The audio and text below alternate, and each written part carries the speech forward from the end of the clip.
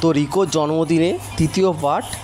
এই পার্টে ছিল হচ্ছে কাঁসার থালার পরিবেশন, তার সাথে ছিল তৃপ্তি মিনারেল ওয়াটার, এবং প্রথমে চলে এলো যেটা হচ্ছে খুঁড়ির ভিতরে পায়েস, খুব সুন্দর পরিবেশন করেছিল।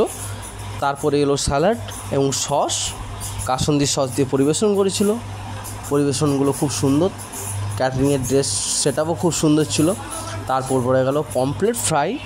পমফ্রেট ফ্রাইগুলো দেখো বন্ধুরা কত সুন্দর করেছিল এবং কড়া করে ভাজা করেছিল, দারুণ হয়েছিল। পমফ্রেট ফ্রাইগুলো খাওয়ার পর মনে হলো, তবে অবশ্য আমি প্রথমে বসিনি, প্রথমে বসেছিল দুই বোন বসেছিল, তার পরিবর্তে আমি ভিডিওটা শ্যুট করেছিলাম, কারণ আমি প্রথমে বসে গেলে ভিডিওটা শ্যুট এত সুন্দরভাবে হতো না।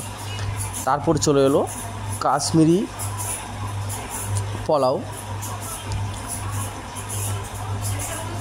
খুব সুন্দর নারকেলের পিসটা ছিল। তারপর চলে এলো রেয়াজি চিকেন, রেয়াজি চিকেনটাও খুব ভালো ছিল। তো পরিবেশনটা করেছিল দিশা ক্যাটারার, খুব সুন্দর পরিবেশন করেছিল।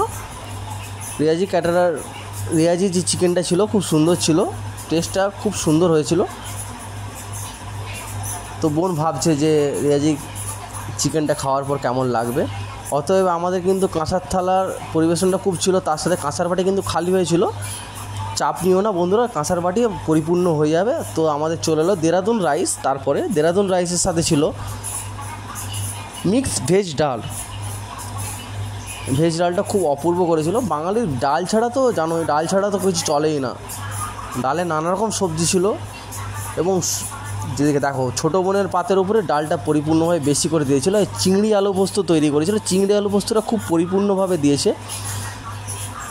আলু পোস্তটা জাস্ট মানে এত পোস্ত দিয়েছে, অপূর্ব। এবারে মেন কোর্স যেটা হচ্ছে আমাদের মাটন ছাড়া কোনো কিছু হয়ই না। অতএব কাঁসার থালা পরিবেশন করছে, মাটন ছাড়া কি আর হয়? মাটনটা দেখো বন্ধুরা, মাটনগুলো খুব সুন্দর দিয়েছিল পিসগুলো, এবং রেয়াজি মাটন ছিল অপূর্ব, চর্বিতে ভরা।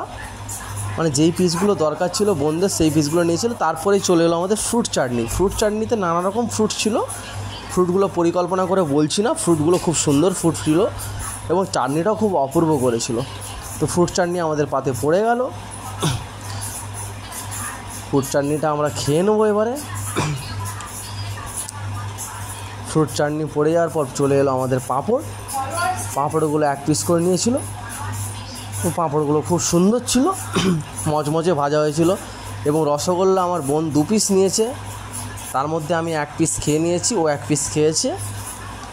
তারপরেই চলে এলো আমাদের হচ্ছে গরম জলে সার্ভ করেছিল বাটিতে করে হাতটা ধোয়ার জন্য, এবং কর্নেটো আইসক্রিম ছিল তার সাথে। কর্নেটো আইসক্রিমগুলো খুব সুপার ছিল।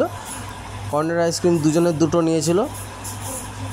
বোনকে তাও অবভিয়াসলি মানে বোন তো ছোটো, সেই ক্ষেত্রেও খেতে পারে না বলে মাইমা খাইয়ে দিয়েছিল। এবং আমাদের চলে এলো এটা হাজমোলা, যে যার যে প্যাকেট অনুযায়ী নিতে পারে।